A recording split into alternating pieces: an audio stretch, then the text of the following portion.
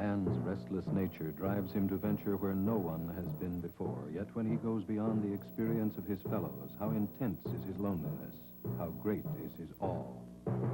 This story and others, tonight on Front Page Challenge.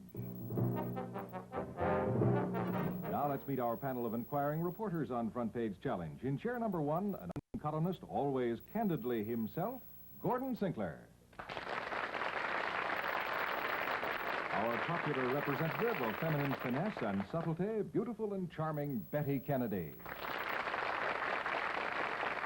Next, a guest with the brain of a mathematician, tongue of a poet, and heart of a gladiator, outstanding playwright and commentator, Lister Sinclair. And a man well known in all the coffee houses of Toronto, urbane columnist and town guide, Pierre Berton. Now here's the boss of Front Page Challenge, his editorial shears at the ready, Fred Davis. Thank you. And good evening.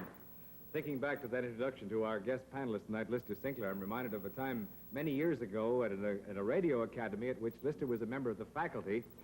Those of us in his writing class asked him who he thought were the three greatest writers in the world, and he said, I believe Shaw, Shakespeare, and Sinclair, and not necessarily in that order.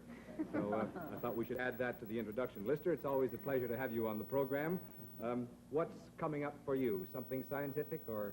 Well, the thing I'm thinking of mostly at the moment is that I'm going to go down to Point Pelee tomorrow, which is the great migration bottleneck in Western Ontario, to watch all the birds come pouring through, as I hope they will.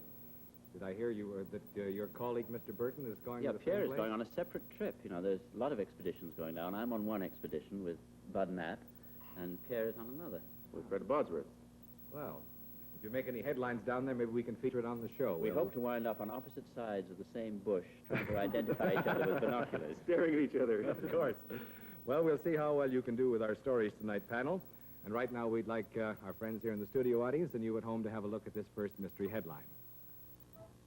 From start to finish took 80 days, and this British expedition went around 3 sides of the world's highest mountain before reaching the top.